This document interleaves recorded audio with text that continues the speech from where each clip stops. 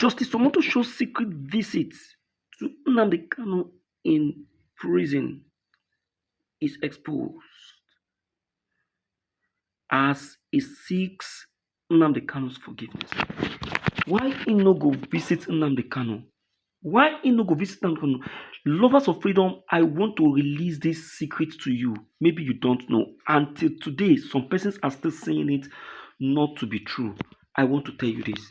48 hours after the declaration and the announcement of Nnamdi Kanu's life sentence, 48 hours after Justice Omotosho sent Nnamdi Kanu to life prison, Omotosho was discovered totally down, no be small ones, with serious sickness that even doctors began to search for what is really wrong with Omotosho, but nobody could able to detect it.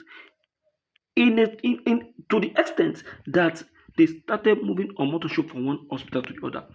The family of Omotosho have to take Omotosho from one place to another. The son, the wife, was just grabbing and taking Omotosho from one different hospital to the other, only for Omotosho to discover that what he did to Nnamdi Kanu is what has caused him this sudden sickness.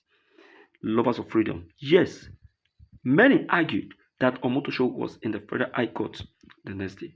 Of a truth, it was. But this happened before he arrived that very hospital. His ill him getting healed was a miracle because now God now save him because he wants Omotosho to learn his lesson and make him to do the right thing the moment Nnamdi Kanu appear once again before him. My dear listeners, I will be taking you into yet another very interesting episode today. I want you to pay attention as I drop this now, this very information. Yes, this information is loaded. Yes, Omotosho visited Nnamdi Kanu secretly. This visit is important. I say, I need I need to understand everything clearly. The road to Sokoto was long and wide. Omotosho told this one, stretching mile after mile, kept his eyes fixed ahead as the tires rolled smoothly across the highway. He did not play music. He did not take any calls. He wanted his mind to stay clear from time to time. He thought about Nnamdi Kanu sitting alone in a cold prison room. He wondered that Kanu felt every day. He wondered if he had hope left inside him, if the silent prison walls had swallowed that hope. It was almost noon. Oh my God. He slowed down when he saw the sign for the prison. The building stood tall with thick walls and sharp fences. Nothing other than fear. He parked his car a short distance. Two officers stood the the entrance. They looked surprised when they recognized him. One of them stepped forward and asked, "Sir, what brings you here today?" His tone was polite but caution.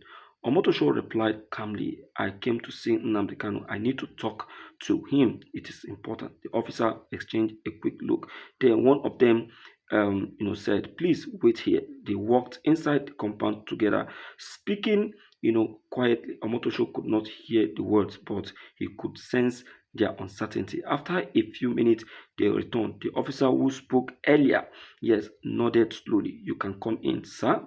We have told to allow you inside, but please follow the rules." Omotosho only nodded. He was not there to cause trouble. He followed them through the gate, past the walls, and into a small room with a metal table and two chairs. The air felt heavy and cold. He sat down and placed his hands on the table, waiting. Several long minutes passed. Then the door opened quietly. Nnamdi Kanu walked in. He moved slowly and his steps sounded soft after the floor. His face looked tired, but he forced a smile when he saw Omotosho. Omotosho stood up and reached out his hands. Kanu took it gently, and for a moment, they did not speak. They simply looked at each other, both of them trying to read the other's thoughts.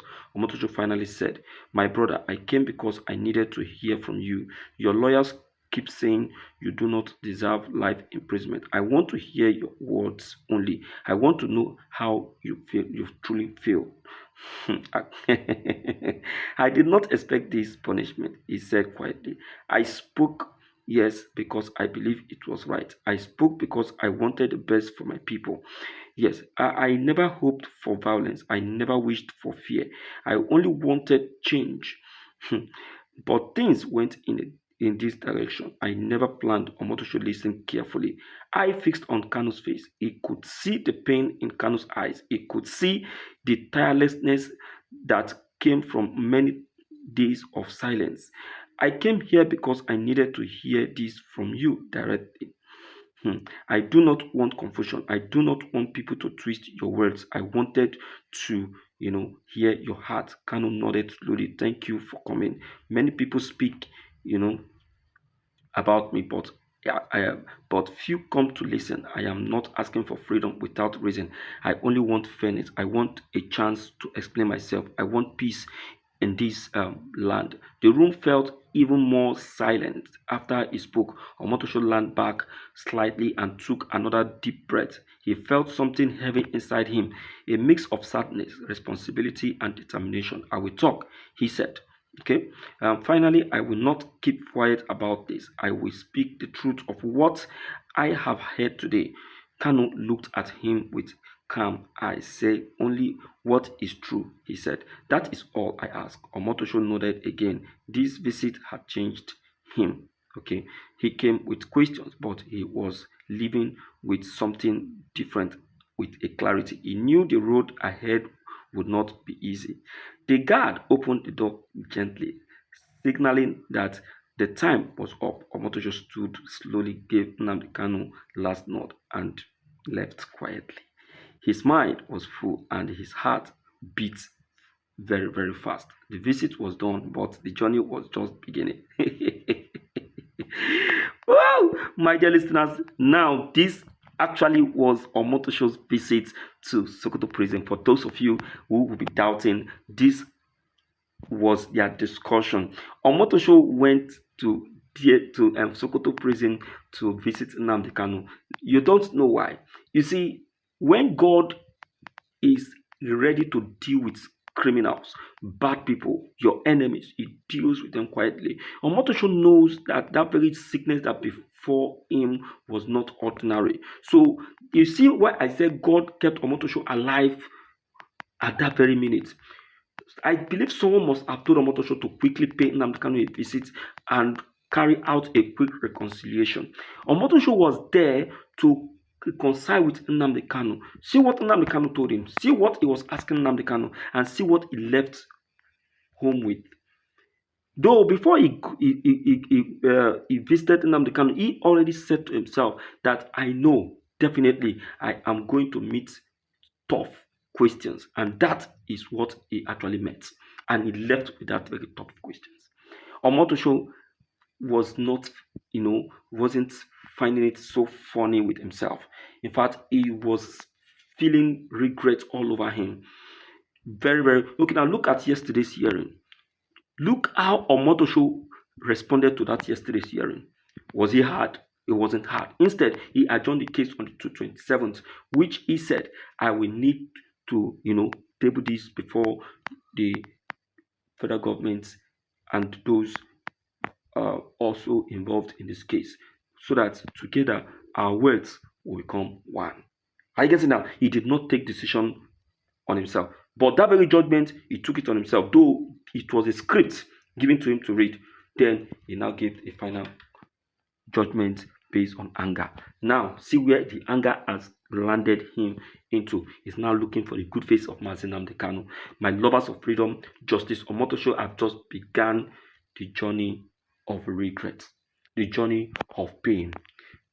He is the first to be dealt with before these other lawyers like Awomolo, and then Adebayo, Ojo, and all of that.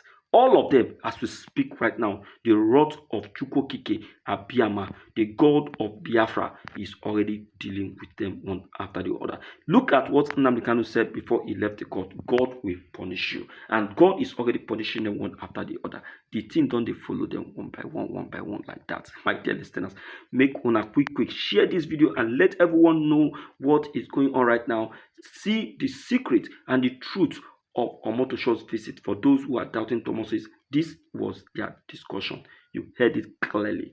I did not add anything. This was what they discussed. This was the question put to Nnamdi Kanu, and this was Nnamdi Kanu's reply to Justice Omotosho, and this was how Omotosho left. You can see from the beginning how Omotosho came. When he came in, the water that attended to him, what the response given to him, and how he was ushered into the prison with what caution to follow the rules, and his response to the warder.